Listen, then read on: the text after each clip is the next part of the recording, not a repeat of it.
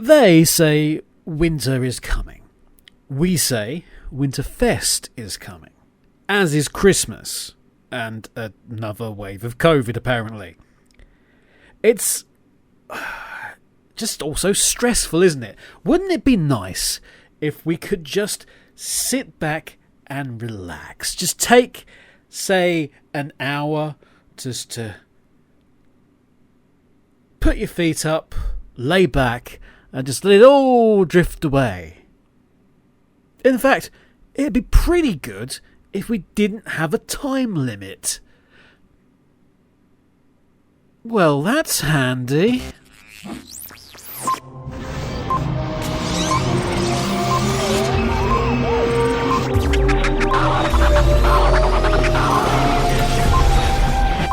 Run the titles.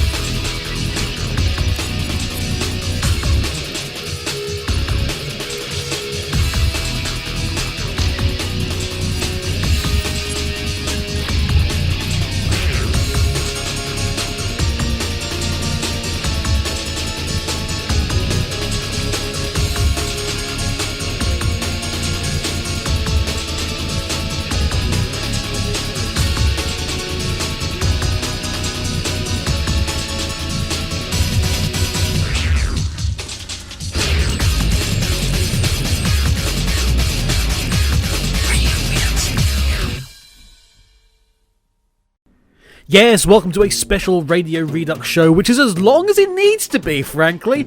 It's a time again. We're going to go and do a bit of jazz. Yes, all of these tracks coming up have got a jazz slash big band slash ragtime somewhere around their feel to them. You dig?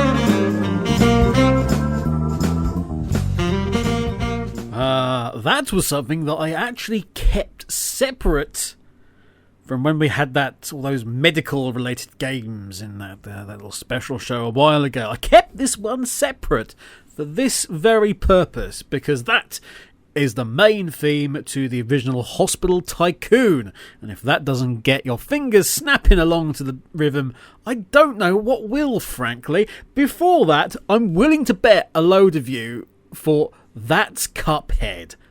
Of course it's not.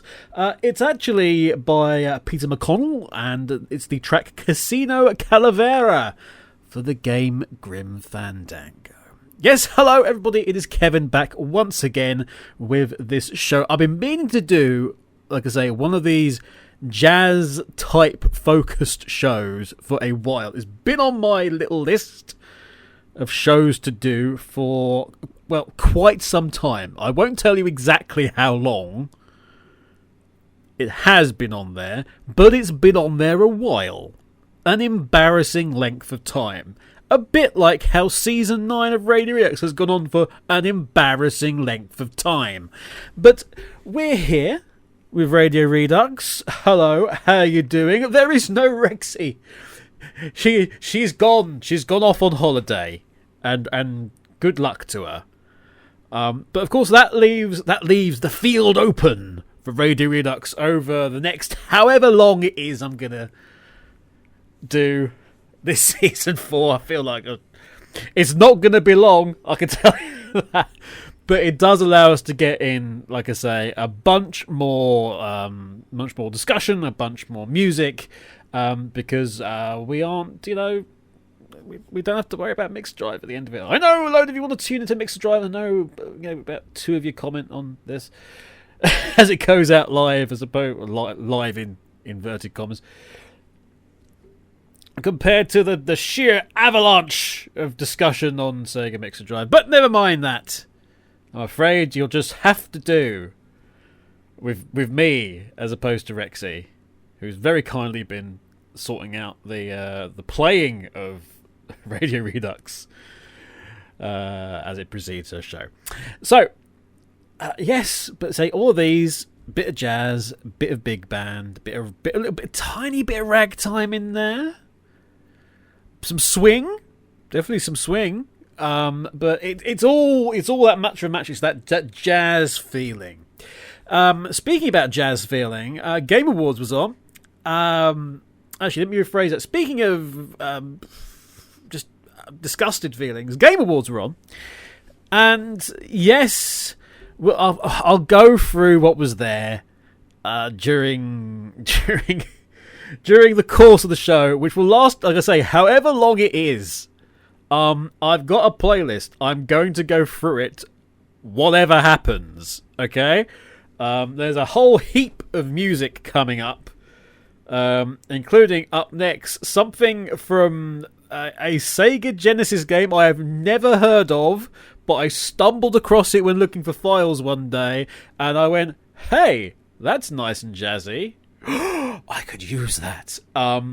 Which is the game's Side Pocket. So I can tell you that now. That's the next track coming up. It's going to be Playing It Cool from the game's Side Pocket. A game you couldn't possibly have forgotten because you didn't remember it existed in the first place. So, we got that. But yes, the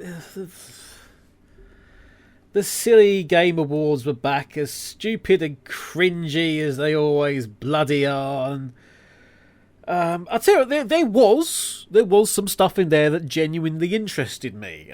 I obviously just found out about it at a far later date. But, of course, there was... let's get it out of the way. The Hedgehog news, the Hedgehog-related news. We had Sonic Frontiers, which looks like... well, it didn't tell us anything, frankly. It told us absolutely nothing. It confirmed what we already knew, that the game is called Sonic Frontiers, because Sega can't protect a website for the life of them. They'll manage it one day. they'll manage it one day, but it wasn't this one, and it's not been this year. Sonic Frontiers, where they showed us a CG trailer of nothing, really. Sonic chasing ghost voices, which have since been revealed on the the closed captions to be like Amy's voice is in there apparently. Sonic this way, Sonic that way. If Amy has been reduced to becoming Navi, I will be very upset. But you know what? It is what it is. As I'm sure you yourself have come to the conclusion, it's Sonic, but open world. Or open zones. You can go from one thing to another. Basically, what they've done is they've decided to take the concept of, breaking the concepts from Breath of the Wild, and apparently they've also taken the entire trailer for it. It really did show us abject nothing, really. It showed some very nice CG. The really good news coming out of it, which does get the old the eyebrow tweaking in sort of like Ian Flynn's doing the story. They've finally pushed the button. They've pushed the button to launch the Flynn Craft 1. Make it happen. Yes, it turns out the person that's actually good at writing Sonic stories for Sega, they're actually getting him in to do the game. Which actually makes a nice hat trick for Ian, because that means that he'll have done comics for Sonic, TV for Sonic, and the actual games for Sonic. If he's also on the movie as like one of the, script treaters, I don't know what happens. Does he win like a car or something? Or a small fruit basket? Is he awarded the Freedom of Knothole or Empire City or something? Does that happen? Is his hat declared some kind of holy relic? Is Adam Tuff's hat finally dethroned?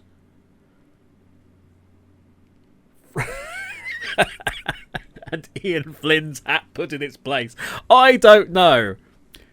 Will we be reading, in 20 years' time, a new series Bible for Sonic?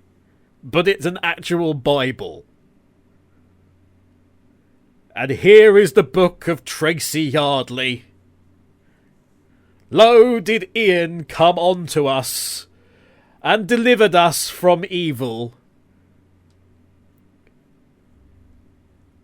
For the crimes of Baldy McNose Hair were well known, and the lines most assuredly repeated.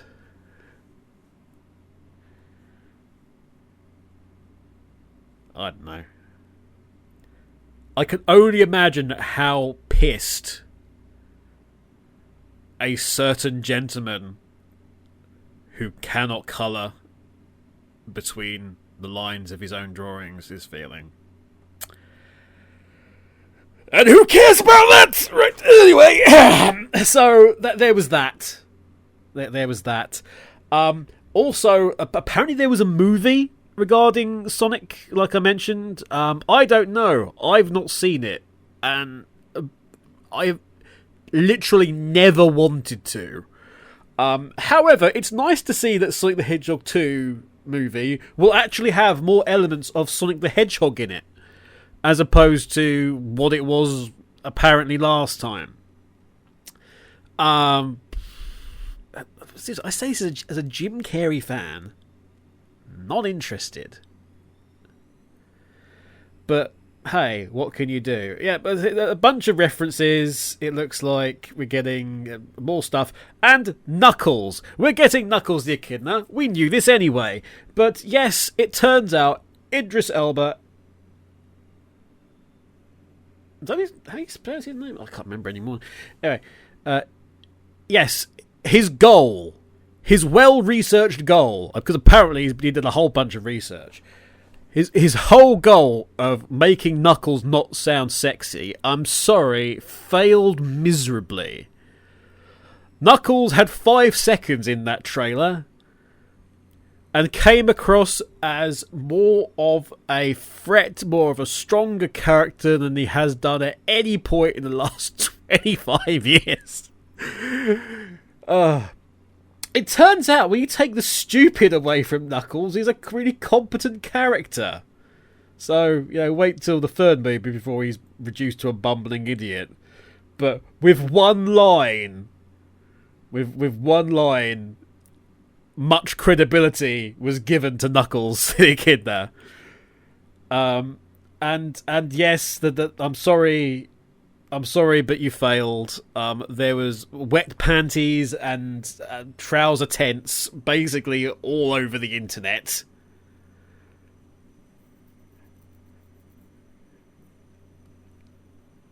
Knuckles came across sexy.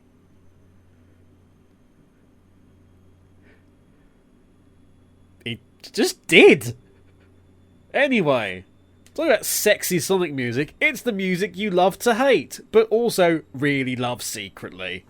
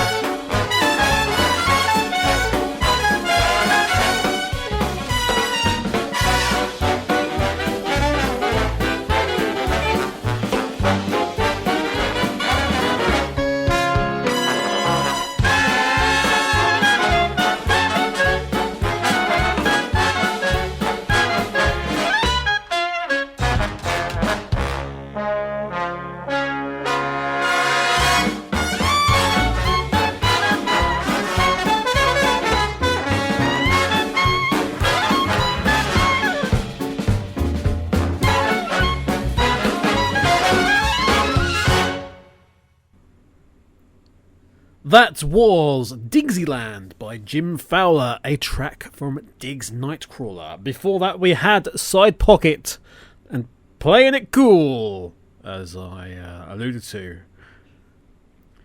But all that Sonic stuff, I had to, of course, get in there at some point.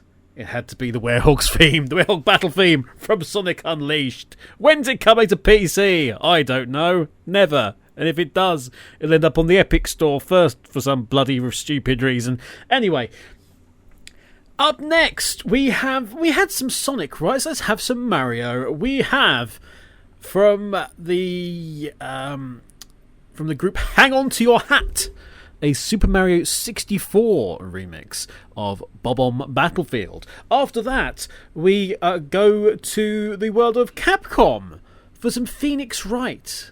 And from the Ace Attorney Meets Again album, Objection. From Disc 2, the jazz version. And lastly, how about a bit of Harvest Moon?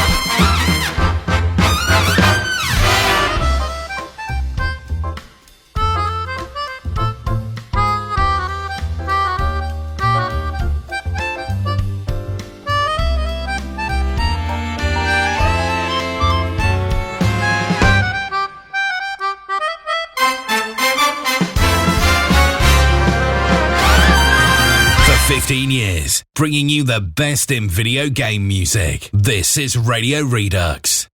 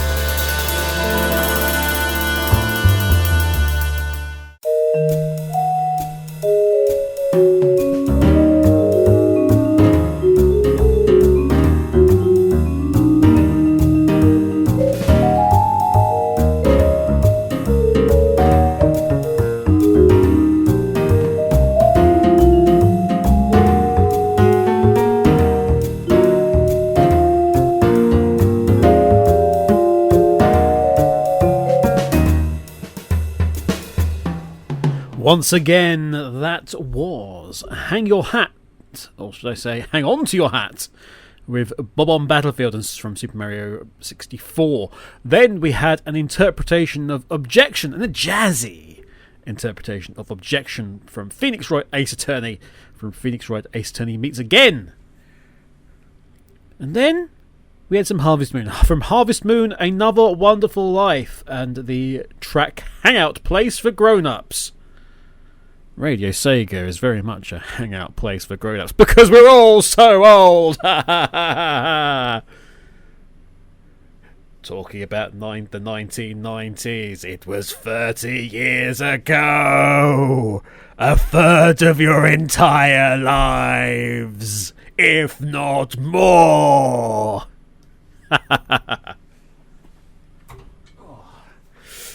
Closing the door.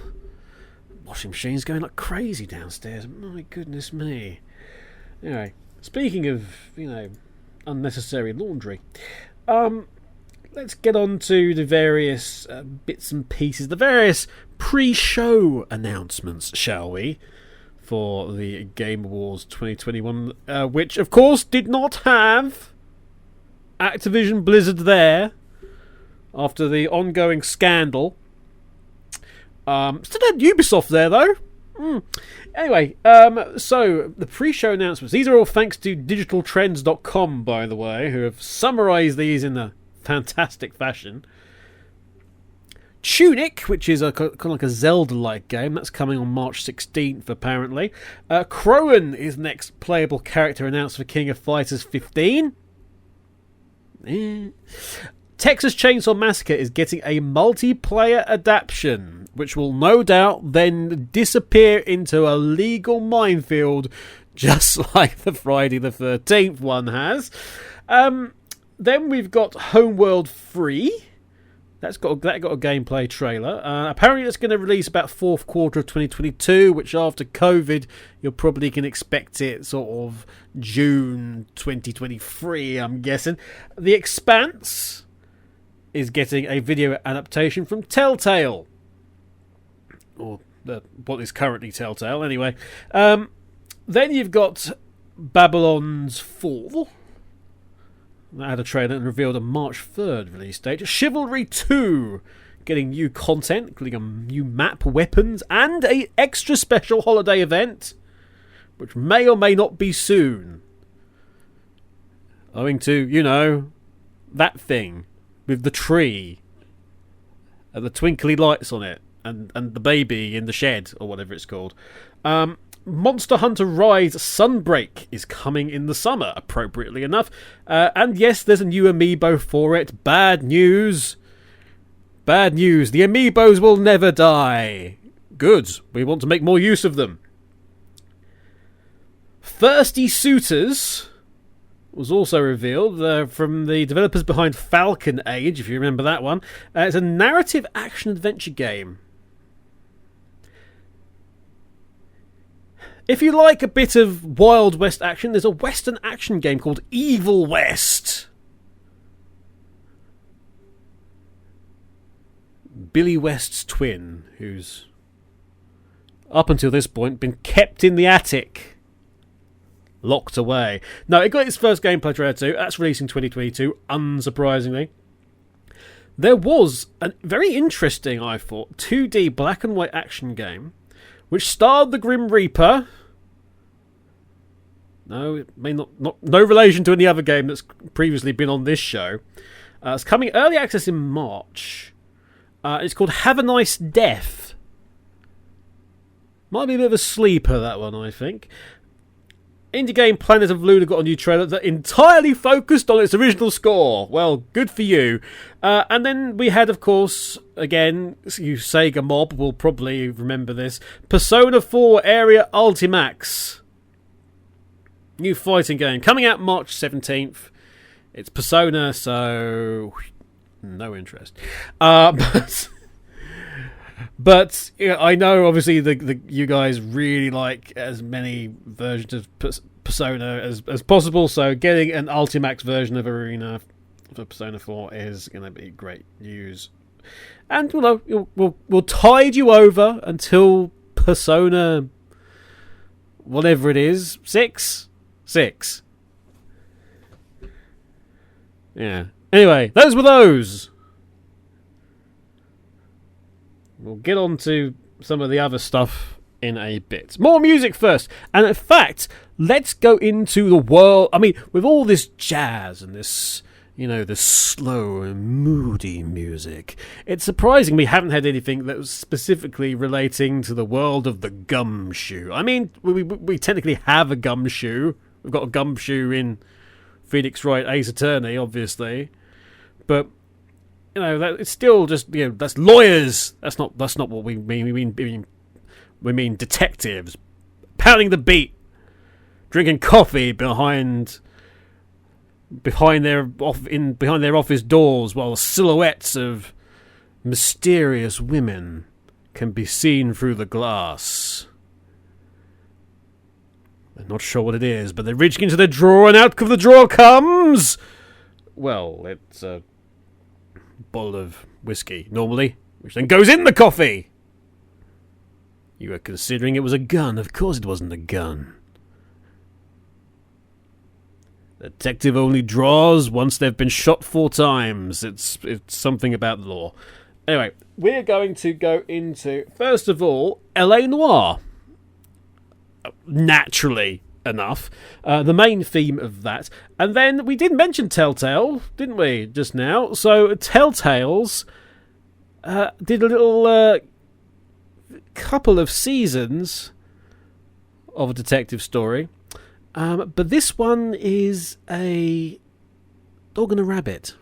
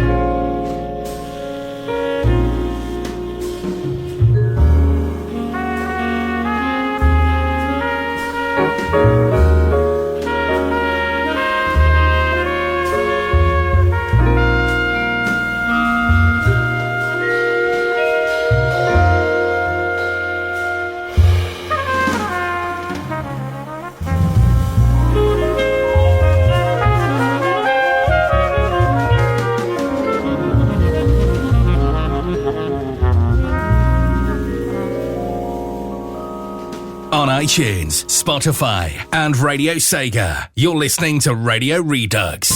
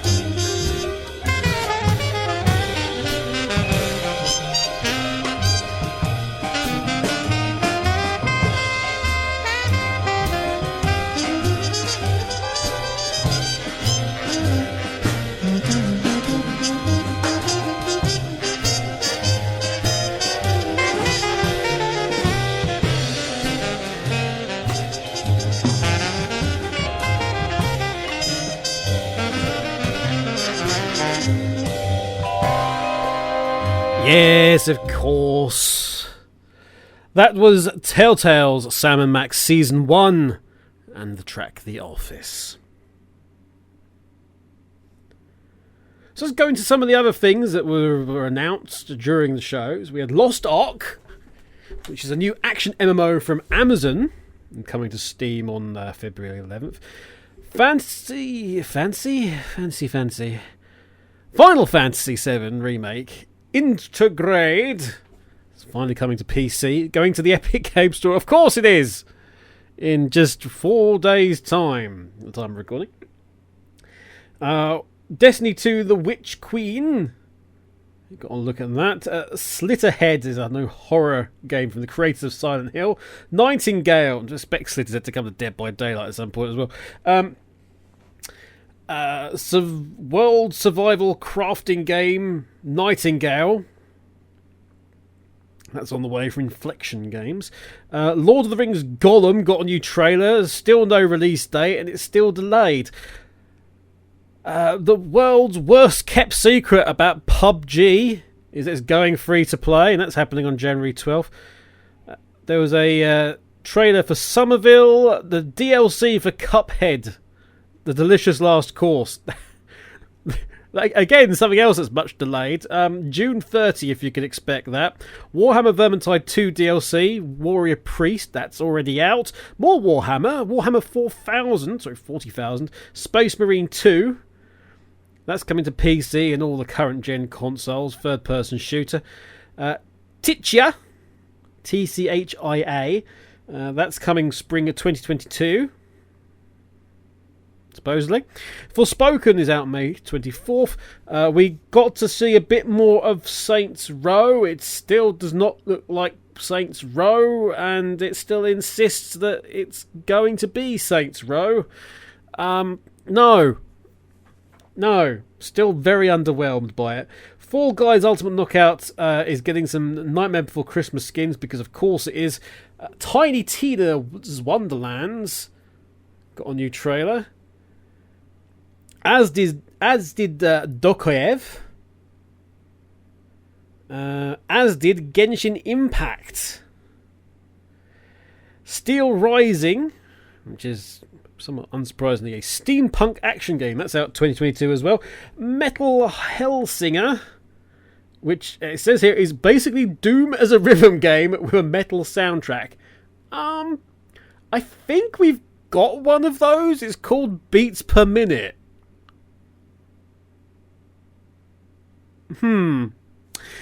Star Trek Resurgence. Anyway, that's out at some point. Rocket League Sideswipe is out now, which is the mobile version of Rocket League. Star Trek Resurgence is a choice-driven adventure game created by former employees and developers of Telltale Games. So that will be interesting. That's a little bit different, isn't it?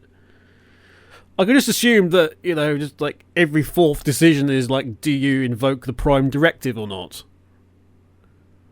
Yes, no, my name is Kirk, is the three answers.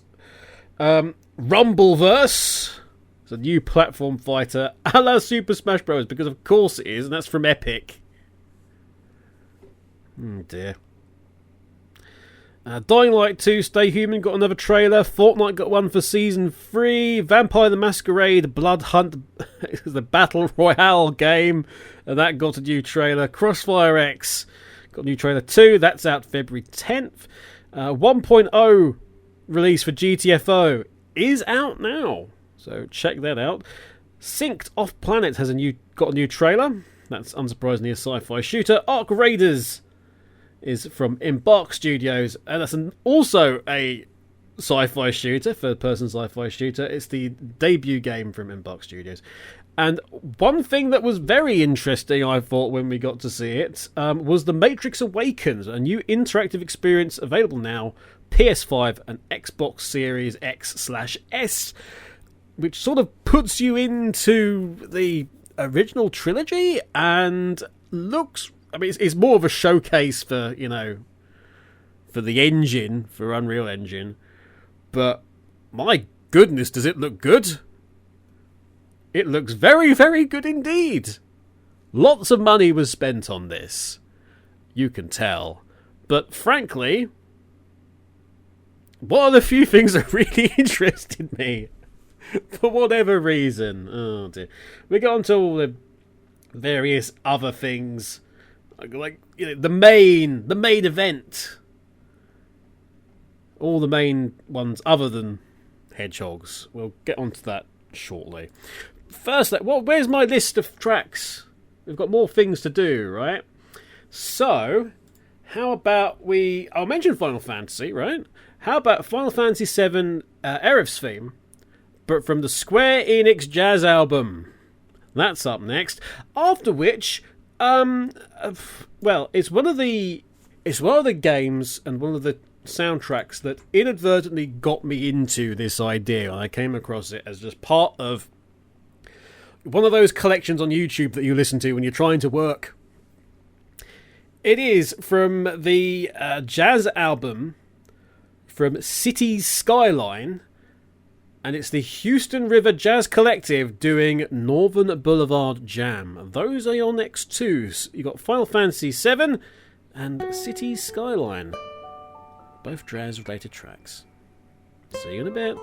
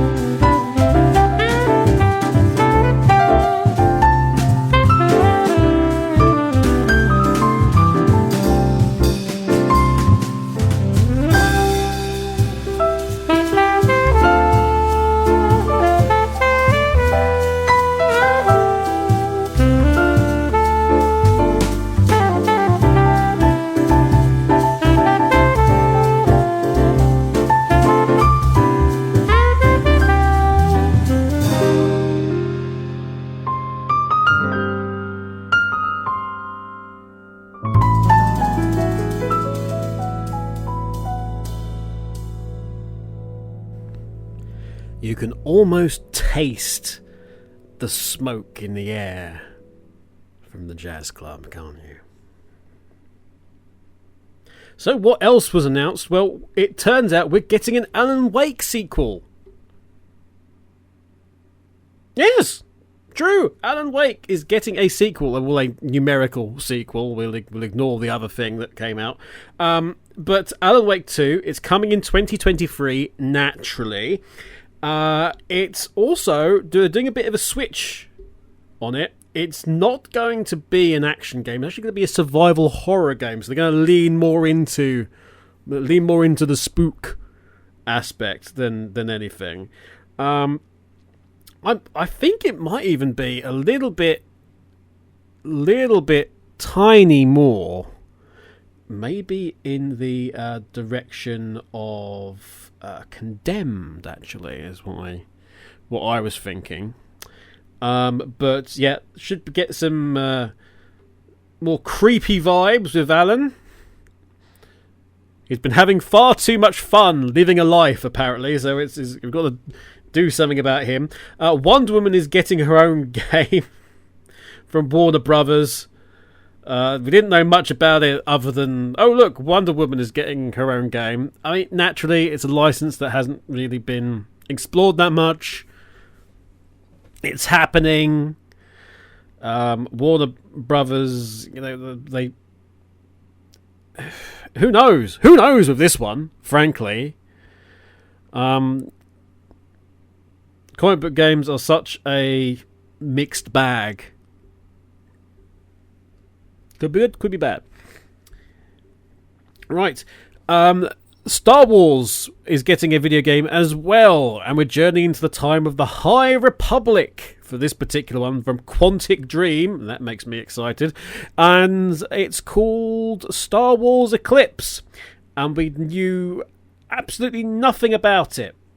Really, it showed a lot. There was the Star Wars equivalent of Stomp that was on there. They summoned what I could only assume was a really muscular version of the Phantom Blob from some oil. There was a character that looked like Yoda. They showed the Jedi Temple and the council room. Who knows? It's Quantic Dream in collaboration with Lucasfilm Games. Nice to know Lucasfilm Games are still a thing. Based on the CG, it looks nice. There's a lot of prequel stuff in there, which of course makes no damn sense, really. But there was all the various people. There was the Trade Federation there. Not just the aliens, but the ships as well. I'm not sure how this is going to work, but there was lots of just imagery of, oh yes, there's somebody's eye and the sun being eclipsed, and that was literally it. And there was also a graphic of a blue lightsaber and a yellow lightsaber, which is normally reserved for the guard of the Jedi Guard, aren't they? The yellow ones, remember rightly? Anyway, it was weird. It didn't tell us much. The music, though, I'll tell you what. The music for that drum sequence, as much as I'm mocking this, that was actually really good. Really enjoyed that. Kind of wanted more of it. Actually, it made it sound like this big, massive, important thing, which is what a good track should do. Elden Ring was there. It's won most anticipated game twice now in a row for this thing. We got a story focused clip. It was heavily cinematic, and we didn't really know much. Big enemies are coming, and fantasy, and magic, and Fire of Wrath, and Hero Quest, and I don't know. It's one thing that we weren't expecting at all was Among Us coming to VR. Yes, you could put on a VR helmet and stab your friends with actual stabbing action.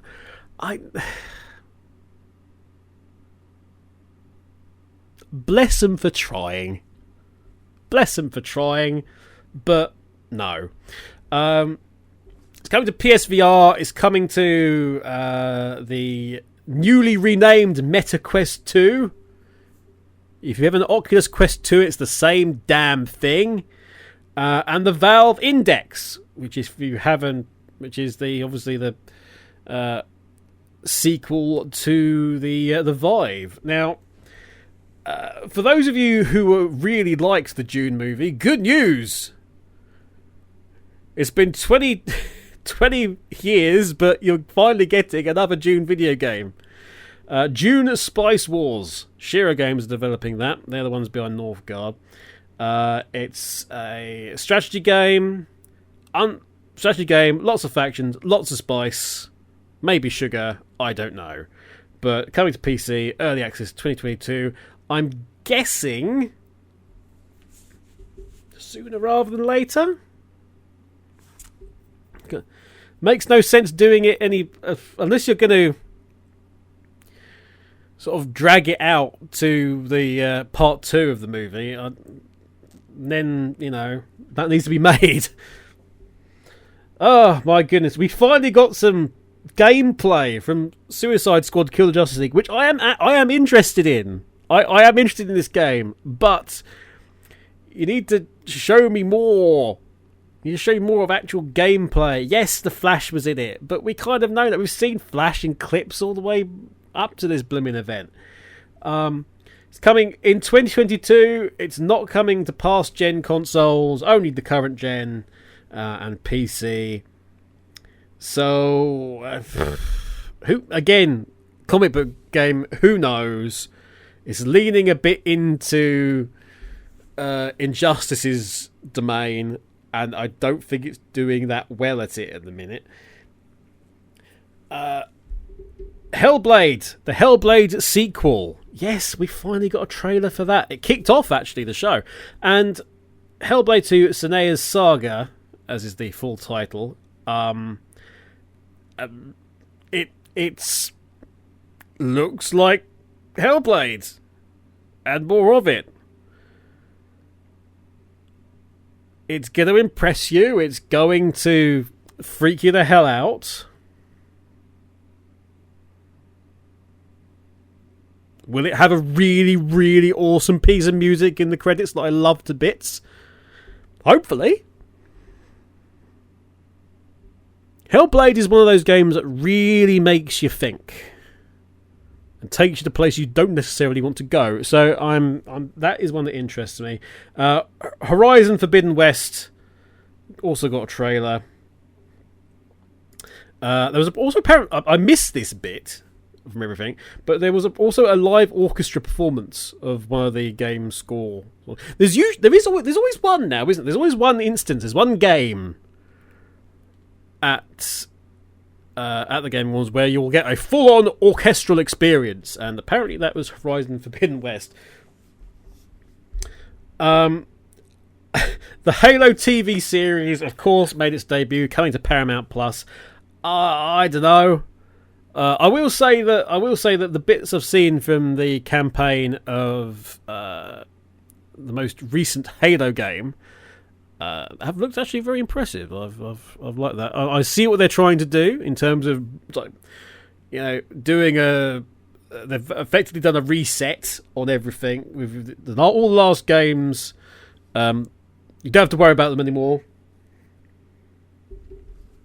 If you know what happened, you end up being more confused, funnily enough. So if you're actually coming into the Halo franchise, this is your first Halo game, it's actually a pretty good time to do it. Like I say, it's pretty much setting up a whole new series of adventures. Many, many questions. Much lore. Lore! Everyone loves a bit of lore. If you like rats, good news. A Plague's Tale Requiem is coming to not just PC and current gen consoles in 2022. It's also coming to Switch via the cloud, which, as Digital Trends puts it, Plague's Tale Requiem is coming to Switch somehow. No one seems to know how this is actually going to happen without it looking terrible, but apparently so. And that, oh my goodness, brings us to the end of all that list. And good luck. The Game Awards can disappear off for another year, and we can get back to the whole being horrified by the industry for one reason or another. Jeff Keighley gets to go back to his little shrine to Kojima, light a candle, say a prayer. It was nice. It was nice to see that. It was nice to see people being held to account with this. It would have been nice to have people actually held account to this, and less of a reaction to, you know, people being upset as opposed to doing the right thing in the first place. But again, this is the games industry, so what do you expect? We have a couple more tracks left to do, and a rare occasion I get to say, hey, let's have a Leisure Suit Larry piece of music. Yes, Austin Wintory and the Late Night Jazz Orchestra, Larry's Town from Leisure Suit Larry Reloaded. That is your next track. And bring it up the rear. Pun slightly intended. It's another game series that has had a number of jazz-related albums is Monster Hunter. And Monster Hunter the Jazz, this is A Day on Poke Farm. Those are your two tracks. So Leisure Suit Larry Reloaded and then Monster Hunter in that order. I hope you've enjoyed this little distraction from the usual thing that goes on. We'll be back next week, where apparently it's Winterfest. But we will be back for once on Winterfest at our normal time. What on earth have I got planned? Something freaking terrible. Bye, everybody.